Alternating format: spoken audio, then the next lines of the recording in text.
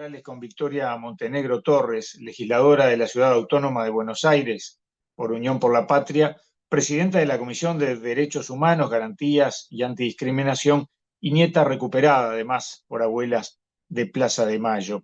De eso ya vamos a estar hablando. Anteriormente se desempeñó como subsecretaria de la Unidad de Coordinación Nacional para la Prevención, Asistencia y Erradicación de la Violencia contra las Mujeres. Es hija de Hilda Ramona Torres y Roque Orlando Montenegro. Y bueno, podríamos decir, Victoria, además de saludarte, agradecerte estos minutos, que has pasado media vida con un nombre y media vida con el otro. Sí, de hecho tengo más vida con el otro nombre que con que con mi verdadero Mm. nombre, no con Victoria. Tengo 25 Ujú, años de María Sol y 23 de Victoria. ujú. En una nota que fue publicada acá en la diaria hace ya un buen tiempo, algunos años, tú decías, se acabó el miedo se fue con María Sol, yo soy Victoria, pero ese tránsito no fue nada fácil. No, fue muy complejo. Bueno, yo soy, como vos lo decías, hija de desaparecidos y una de las nietas recuperadas por las abuelas. Y en mi caso, bueno, yo fui apropiada por un coronel del ejército que fue el jefe del operativo que nos secuestra a mis papás y a mí. Y bueno, en esa apropiación me ponen el nombre de María Sol y Ujú, durante, bueno, 25 años él fue para mí mi papá y además él fue el faro de lo que para mí estaba bien, digamos. Él representaba ujú, todo lo que estaba bien, ¿no? Y en la lucha de mi papá, apropiador, para mí estaba la lucha del bien, si se quiere, contra el mal. Bueno, la lucha de las abuelas sí hizo posible que me encuentren, pero después fue muy difícil. Imagínate a los 25 años, casada, con claro. 3 niños, con un nombre, una identidad, digamos, una fecha de nacimiento, una ideología política muy fuerte, aceptar que mi verdadero origen venía en un sentido muy contrario al que yo había habitado toda mi vida. Así que sí, fue muy difícil aceptar mi verdadera identidad. Ujú. Tu papá fue encontrado, los restos de tu papá fueron encontrados aquí en Uruguay, ¿no? Así tu mamá. Sí, mi papá fue encontrado en las costas de Colonia, Uruguay, fue reconocido, identificado por el equipo argentino de antropología forense. Yo pude viajar a Colonia y estar en el cementerio donde la comunidad, gente de ahí de Colonia, había señalizado su tumba, que decían que aunque no tuviera nombre, ahí estaban para recordarlo. Eh, Ujú. y bueno, cuando lo identifican fue para mí que yo creía que mis papás habían muerto la noche del operativo, saber que había sido víctima del cautiverio y de los vuelos de la muerte fue muy doloroso, pero cuando fui al cementerio de Colonia y vi todo lo que esos restos sin nombre significaban para muchos que lo defendieron al momento que querían mover sus restos y llevarlos al osario, me generó muchísimo mucha fuerza saber que habían cuidado esos restos hasta que por fin pudimos identificarlos. Y que siempre voy a estar muy agradecida con todos los que defendieron los restos de mi papá y después, obviamente, con las abuelas y el equipo forense que me permitió traerlo de vuelta a casa. Sí, el equipo forense que recientemente aquí en Uruguay fue reconocido, digo, que vaya que no necesita de grandes reconocimientos para que uno se dé cuenta el trabajo que han hecho tanto en Argentina como el equipo aquí en Uruguay. Pero justamente en estas horas tú vas a estar llegando a nuestro país. ¿En qué marco, Victoria? Bueno, convocada por compañeros para compartir el sábado la movilización por los fusilados de Soca. La primera vez que voy a compartir un encuentro de militancia por la memoria y los derechos humanos. Sí he ido por las causas de mi papá, Mm, pero bueno, poder compartir y además en un momento tan esperanzador para el Uruguay, ¿no? Y el desafío también de volver a construir y a fortalecer la memoria, ¿no? En nuestro país, ustedes lo sabrán, estamos viviendo lo más parecido a una pesadilla, ¿no? Un ataque permanente por parte del gobierno de Javier Milei a los organismos de derechos humanos, al vaciamiento de los sitios de memoria, a la falta de recursos para el Banco Nacional de Datos Genéticos. Eh, Realmente el escenario es muy, pero muy complejo, y poder encontrarnos para hacer un ejercicio de memoria en lo que significó todo el Plan Cóndor, ¿no? Que hoy intenta en muchos de nuestros países volver ese modelo económico de otras formas, y esas otras formas tienen también como objetivo, lo ha dicho el presidente Javier Milei, la gran batalla cultural, ¿no? Llevar adelante Ujú. una batalla cultural que nos borre la memoria. Por eso poder encontrarnos y eh, no como ellos quieren plantear, no porque nos quedamos en el pasado, todo lo contrario, sino porque identificamos ese pasado, reconocemos y ponemos en valor la lucha de una generación que quería cambiarlo todo, pero principalmente queremos construir un futuro que efectivamente pueda reconstruirse desde el nunca más a esas violencias. Ujú. Tanto que estaban convencidos de esa victoria que así te llamas tú y así se han llamado otras mujeres de más o menos de tu edad, ¿no? Sí, un montón de hijas nos llamamos Victoria porque ellos decían que la victoria estaba a la vuelta de la esquina. Y es un nombre realmente muy, muy hermoso. Y en este tiempo, bueno, que a nosotros nos toca y que ustedes en breve dejan atrás, eh, realmente hay nuevamente un enorme crecimiento de la crueldad, ¿no? De la anulación del otro, de la violencia, la descalificación, bueno, del odio. Y nos toca justamente poder honrar una lucha de personas que estaban dispuestas a dejar su propia vida pensando en una construcción que era colectiva, ¿no? La importancia que tiene el otro, la vida del otro, la dignidad del otro.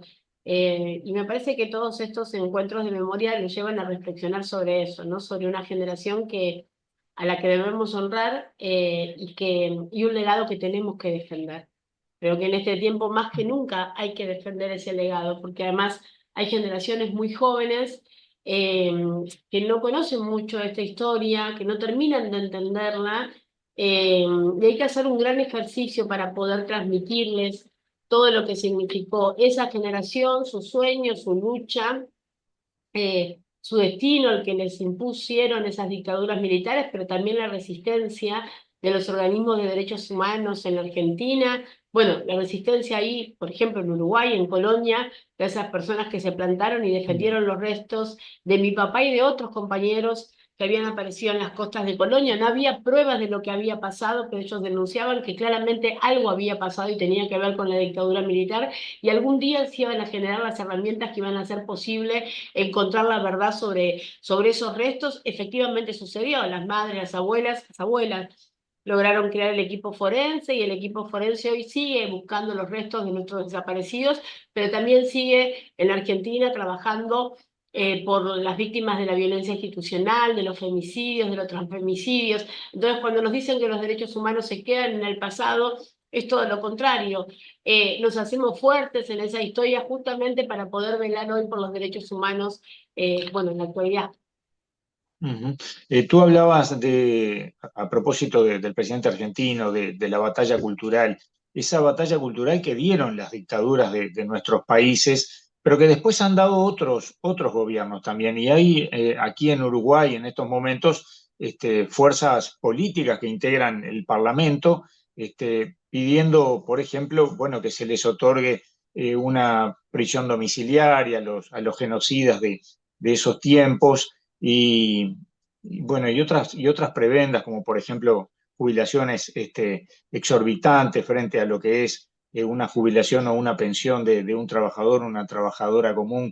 Esas batallas culturales no terminaron con las dictaduras, ¿no? No, no, claramente.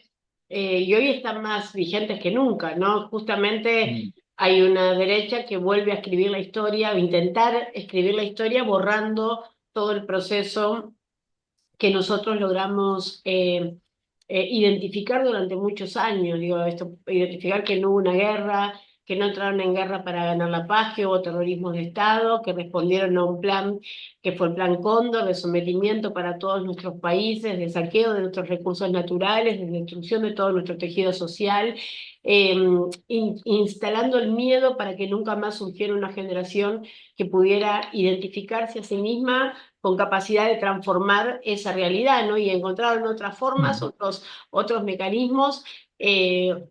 Nosotros siempre que hablamos de la memoria y que hablamos con los más jóvenes, es bien difícil explicarle a los chicos, ¿no? Porque hay un mal identificado, ¿no? Un falcón verde, un Ujú, grupo de tareas militares con casco y armas largas, donde instalan el terror. Entonces, a esa historia, la mayoría le dijo, bueno, a eso no, nunca más. Pero hay otras formas que tiene el Estado de anular al otro. Hoy por hoy no es necesario semejante despliegue, basta utilizar las herramientas que ahora son virales para estigmatizar a alguien, para llevar adelante campañas en contra, para, en muchos casos, bueno, en Argentina van a cumplirse ya 9 años de la prisión de Milagros Sala, digo, estigmatizar a alguien, ujú, privarla de su libertad, cercenarle el derecho de poder acceder a la justicia, condenarla públicamente. Entonces, hay una nueva disputa entre el bien y el mal, lo que vos planteabas del sentido común que instala la dictadura, ujú, de terminar con el costo de sostener el Estado para importar todo, porque todo lo mejor viene de afuera, porque nosotros no tenemos capacidad de producir, como decíamos antes, tomar deuda que condicione justamente el desarrollo de nuestros países y tratar de instalar ese sentido común. Bueno, nosotros varias veces logramos romper esas lógicas, ¿no? Con el gobierno de ujú, Néstor Kirchner y Cristina, ¿no? Termina la impunidad, se abren los juicios, se condenan los genocidas, se recuperan los espacios de memoria, se trabaja con las nuevas generaciones, pero mientras tanto avanza algo que para nosotros fue realmente invisible, unas nuevas formas de ujú, generar comunidad. Entonces antes nos juntábamos, charlábamos, pensábamos y salíamos a la calle a compartir, a comunicar, a luchar. Hay una nueva construcción de la comunidad que porque no es visible en la calle parece que no existe, pero sí existe ujú, y que viene justamente a plantear esto. Nuevamente que hubo una guerra, que los militares respondieron al código militar. Entonces, hay discusiones que parecen evidentes, pero hay que volver a explicarlo todo de ujú. nuevo, ¿no? En la dignidad Sí. de las personas, en el rol del Estado, dónde estaba la militancia, por qué luchaban, qué pasaba en el mundo en esa época. Digo, como hay que volver, como nos enseñaron, lo decimos siempre las madres y las abuelas, a hacer docencia, que volver a Ujú, explicar desde el principio para conectar con aquellas personas que están siendo víctimas de estas nuevas formas de sometimiento que, como el COVID, ¿no? Es invisible, pero hace mucho daño. Lo otro uno ya, lo veía, lo identificaba y uno podía defenderse. Tal vez es invisible cuando menos cuenta te das, tenés aparte alguien de tu familia o algún ser muy cercano que termina disociado de su propia historia. Entonces me parece que hay mm, una decisión de disociar al pueblo de su propia historia nuevamente con mecanismos, herramientas que nosotros, al menos nosotros, no manejamos muy bien, y hay que volver a hacer ese ejercicio de encontrarse y poner en valor la memoria. Por eso celebro este encuentro que vamos a tener. sí, tú decías, bueno, muchas cosas que son puntas para seguir conversando, seguramente también en otra ocasión, pero cuando hablabas de los jóvenes, por ejemplo, a mí y a tanta gente aquí en Uruguay nos sorprende la Marcha del Silencio, cada 20 de mayo, con una presencia muy grande en las calles y mucha presencia de jóvenes, de gurises y gurisas que llenan las calles y uno dice, bueno, entonces algo se logró. Sí, por supuesto, muchísimo logramos, por eso vienen a destruirlo. Hemos logrado mucho, por eso vienen por ello justamente, porque saben que tienen capacidad de luchar en este presente y de construir un futuro, ¿no? Entonces creo Mm, que Es el gran desafío de este tiempo, no solo en nuestra patria grande, en todo el mundo hay un enorme crecimiento de las ultraderechas, eh, ham- hay una mutación de aquel mal que conocíamos nosotros, que era hasta más fácil de identificar, el imperio, bueno, hoy son fondos internacionales que ya ni bandera tienen, esta idea de digamos, es bien complejo, ¿no? Yo presiono a la Ujú, Comisión de Derechos Humanos, intento trabajar todo el tiempo con los medios de comunicación, digo, cómo nos preparamos para esto? Porque ujú. nosotros no nos preparamos para esto. ¿En qué momento uno termina de entender qué es lo que pasa en la psiquis de los más jóvenes cuando, por ejemplo, en las redes sociales o en Instagram, vos ves en algunos segundos una cuestión que es violatoria de derechos humanos, como es, por ejemplo, lo que está pasando en la Franja de Gaza, y al segundo, inmediatamente, en la misma cadena de mensajes, tu cerebro recibe una imagen que debería horrorizarte, polarizarte, y decirte que en este momento, mientras nosotros estamos hablando, hay niños bajo los escombros que nadie está buscando, e inmediatamente aparece una noticia, no sé, de De vacaciones, fútbol. de ropa, de esto, de aquello, y entonces ya pasa a ser natural, ¿entendés? La Mm, crueldad que en otro tiempo paralizó a la humanidad pasa en 5 segundos y terminás ujú, naturalizando cuestiones que no son naturales, que no están bien. Y los chicos ujú, terminan respondiendo a una cantidad de estímulos que no pueden procesar y terminás dedicando un ujú. montón de tiempo a cosas que no sabes si te interesaban tanto en realidad, ¿no? Entonces, Claro. hay Ujú, algo mucho más grande que está regulando la sociedad y que viene a disputar ese sentido común. Entonces, decir, bueno, a ver, no estoy peleándome con el teléfono porque todos lo usamos claramente, ni me peleo claro. con la comunicación porque de hecho en este tiempo, en este momento estamos hablando a la distancia. Y es muy bueno y es gracias a la tecnología, ese no es el Claro. problema. Lo que hay que entender es que en este mundo también hay algoritmos que trabajan justamente para introducir, inocular un mensaje de odio. Bueno, ¿cómo se Ujú, combate el odio? Antes en su momento fueron los militares con las armas, bueno, hoy cambió.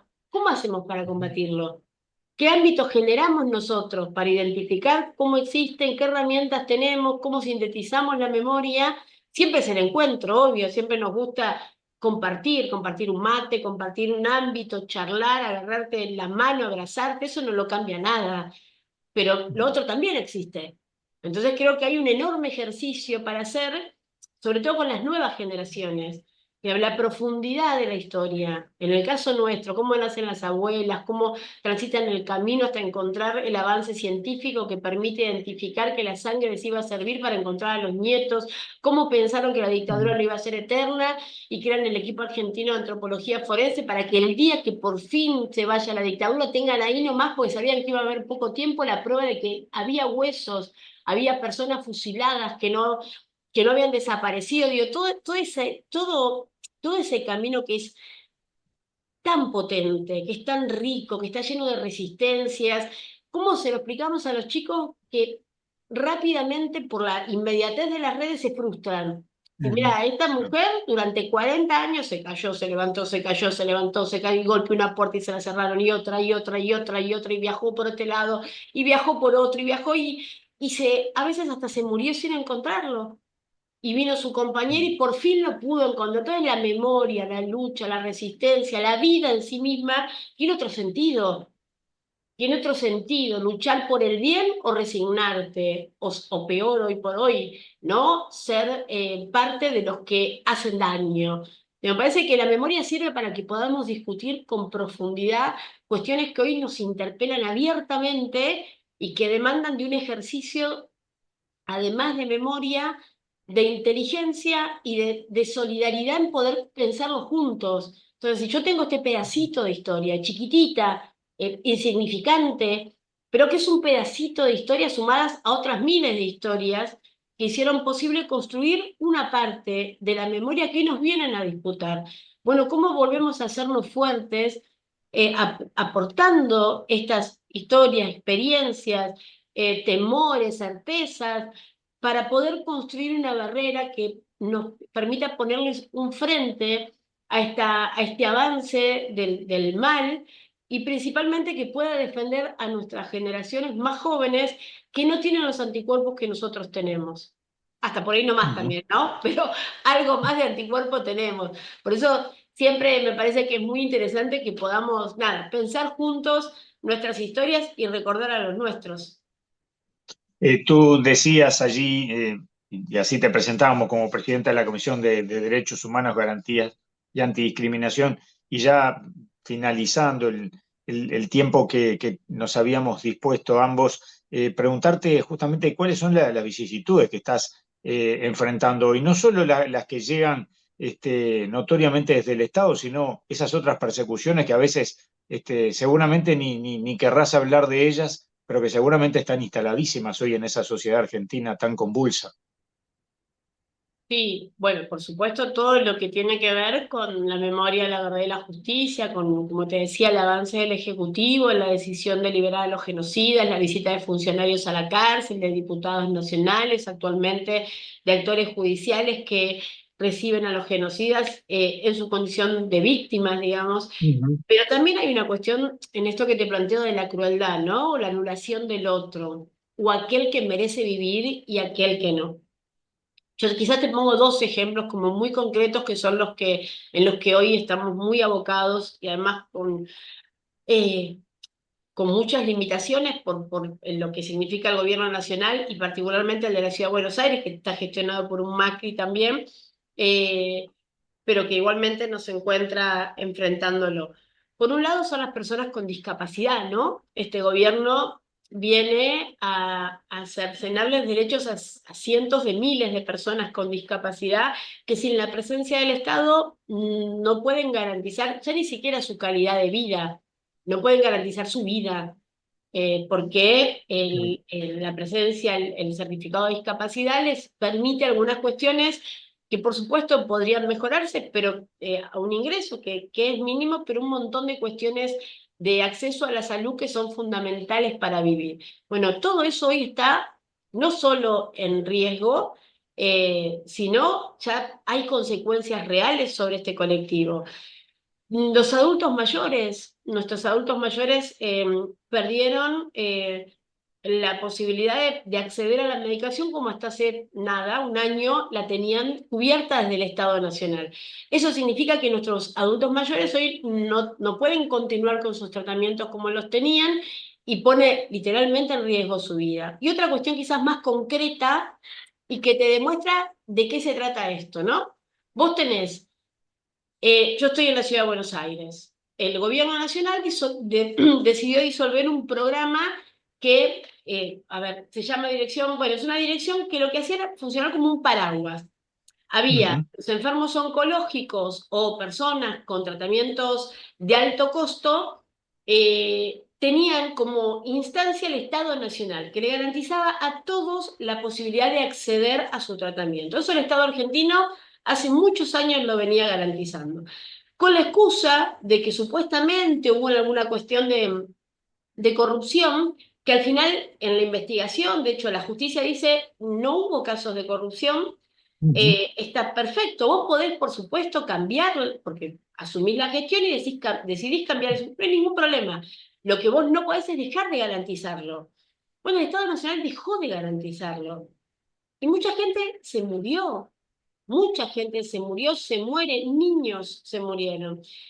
Y acá está, viste, el mercado que lo resuelve todo. Yo Mm. tengo internados en hospitales de la ciudad de Buenos Aires, porque era la capital federal y son los que tienen los hospitales pediátricos especializados. Niños, por ejemplo, 6 niños en una sala en las cuales el único que va a tener garantizado su tratamiento, su vida, es el que vive en nuestra ciudad, que es la más rica. El resto de los niños que no tiene, que sus municipios y sus provincias no tienen los recursos que tiene la ciudad rica de Buenos Aires, no tienen sus medicamentos. Cada día que esa persona no tiene su medicamento, la enfermedad, en este caso el cáncer, no frena esperando que el Ejecutivo resuelva en algún momento la enfermedad avanza. Para que vos dimensiones el nivel de crueldad que hoy está habitando la Argentina. Y no es que estamos inventando, esto ya funcionaba. Esto le ha salvado la vida a la médica, nosotros la recibimos, te dice entre el 75 y 80% de evolución favorable tiene este medicamento. Los pibes se salvan y viven vidas plenas. Es pediatra hace 40 años, ya son padres algunos. Viven, se salvan. Pero no es que la Argentina no tiene recursos para hacerlo. No sobra la riqueza. No es que no hay, claro que hay dinero. ¿Sabes lo que es sentarte sobre un remedio oncológico y no entregarlo? Entonces, cuando hablamos de derechos humanos, no es solo la memoria, es la memoria para velar por los derechos de hoy, de las infancias, de los adultos mayores, de las personas con discapacidad, de los electrodependientes. Les quitaron la protección a los electrodependientes y aumentaron las tarifas al 1000%. Eso es una condena a muerte. Un electrodependiente que no puede pagar la factura y que no tiene el generador y un Estado que no le pide a la empresa que cumpla con él, se muere porque su vida depende de estar conectado a la electricidad, electrodependiente. Entonces, hay un plan de crueldad, ya no ni siquiera te diría comparable en términos humanos más amplios, porque la ley de discapacidad, por contradictoria que sea la que tenemos, es de la época de Videla. Videla sanciona la ley de discapacidad. Está bien, tenía un hijo, pero había un marco para los que no eran militantes políticos de personas que podían vivir. Oye, van por eso también. Entonces el mercado regula quiénes sobran para el mercado, quiénes están de más, quiénes son un costo y quiénes merecen vivir. Digo, empiezan por los discapacitados, las personas con discapacidad. Hola, ¿qué tal? ¿Cómo empezó el nazismo? La cuestión de dignidad. Entonces, guarda, está pasando algo en la sociedad que es muy peligroso. Sentémonos, pensémoslo, identifiquémoslo y vamos a combatirlo, que es lo que hacemos todos los días, desde muy temprano hasta muy tarde. Pero bueno, perdón, pero es como una pequeña síntesis de lo que hoy nos está pasando. Pequeña, ¿eh? ¿Puedo seguir? Será en el próximo encuentro, No Victoria. te Con quiero gusto. amargar tanto. No, no, pero notoriamente es lo que hacemos en este espacio, contar las realidades que además son tan similares por lo general en nuestros países, ¿no? Con los cambios sucesivos que la política impone. Te quedamos muy agradecidos por ese empuje, por esa naturalidad con la que planteas las cosas y también con la esperanza con la que lo haces, porque si no, no sería posible, ¿no? No, por supuesto, nosotros vamos a revertir esta situación y lo más importante es nunca dejar de luchar, siempre estar cerca de todos los que nos necesitan. Eso es lo más importante en este tiempo de tanta oscuridad, poner un poquito de Nos luz. vemos, nos vemos como quien dice en un rato por aquí, por Uruguay. Gracias, te mando un beso.